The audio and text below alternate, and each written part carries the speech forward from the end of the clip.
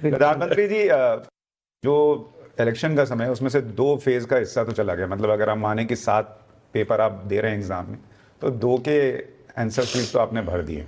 तो प्रधानमंत्री जी, क्या अब अभी भी ये मान रहे हैं कि वो 400 का टारगेट अचीव हो जाएगा?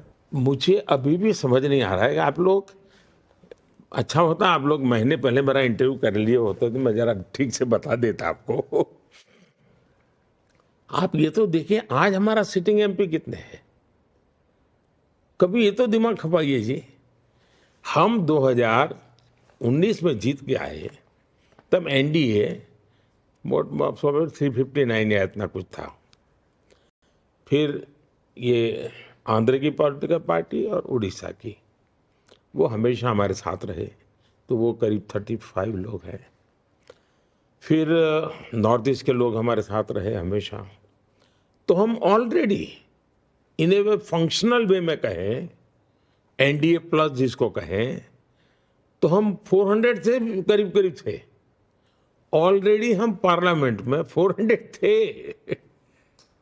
ये लोगों को क्यों आश्चर्य हो रहा है कि 400 400 400, ठीक है, एक शब्दों में आया, लेकिन रियलिटी ये है कि हम ऑलरेडी 2014 से 19 करीब करीब 400 एमपीज के सहयोग से ही संसद चला है।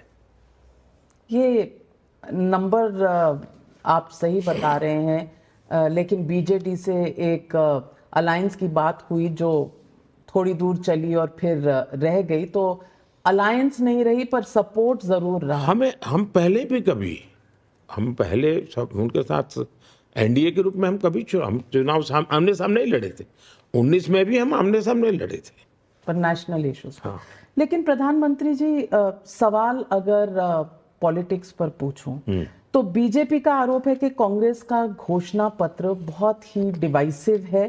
हालांकि कांग्रेस आलोचना करती है बीजेपी की ये कह के कि आप 2 और 2 22 बनाने की कोशिश कर रहे हैं, क्योंकि चाहे वो वेल्थ रीडिस्ट्रीब्यूशन हो या इनहेरिटेंस टैक्स हो, ऐसी कोई भी बात उनके मैनिफेस्टो में नहीं है। ये कहीं ना कहीं बीजेपी लोगों में डर फैला रहे। हम सीएए का कानून लाए, साफ साफ लिखा हुआ है, साफ साफ कहा गया है, न बोलने में किसी ने गलती की है, न लिखने में गलती की है, न देश के कानून में कोई गलती है।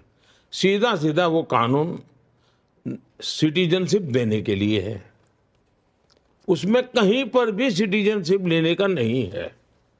2 साल हो गए, कांग्रेस पार्टी जो झूठ फैला रही है, क्या कभी आपने उसका फैक्ट चेक किया? क्या कभी पाठशाला में उनके कपड़े उतारे क्या? क्योंकि झूठ इतना चलाते हैं। जब भी हम आप उनके एक एक स्टेटमेंट देख लीजिए। अब जैसे ये इनहेरिटेंस टैक्स की बात लेकर आए हैं, कोई मुझे बनाइए दुनिया के किसी भी डेवलपिंग कंट्रीज में इस प्रकार का प्रयोग हुआ है क्या? आप साम्यवादी विचारधारा की बात छोड़ दीजिए, इनके घोषणा पत्र में और उनकी स्पीचेज में जो बातें आपको एक साथ मिलाकर के एक कैनवास पर रखनी पड़ेगी। ये लगातार बोल रहे हैं और सब बोल रहे हैं, ऐसा नहीं कोई बाय द वे बोल रहा है, हर कोई बोल रहे हैं। और फिर उनके घोषणा पत्र में जो लिखा है, और पहले जो डॉक्टर मनमोहन सिंह जी ने बोला है, मनमोहन सिंह जी ने 2 बार पब्लिकली कहा है कि इस पर पहला हक मुसलमानों का है। और जब फिर आप सर्वे करने की बात करते हैं, फिर कहते हैं कि हम सब ले लेंगे और बांट देंगे। जब आप ले लेंगे और बांट देंगे की बात करेंगे, तो फिर वो किसको देंगे? तो जो मनमोहन सिंह जी ने कहा था उनको देंगे।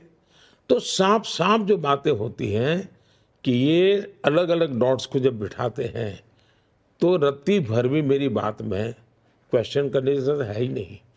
उनकी भाषा, उनके शब्द, उनका लिखित निर्णय, 90 के बाद उन्होंने अब तक किए गए सारे प्रयास, सच्चर कमेटी की रिपोर्ट के बाद उन्होंने किए गए निर्णय, सबको अगर एक कैनवास पर देखेंगे तो उनके इरादे साफ हैं।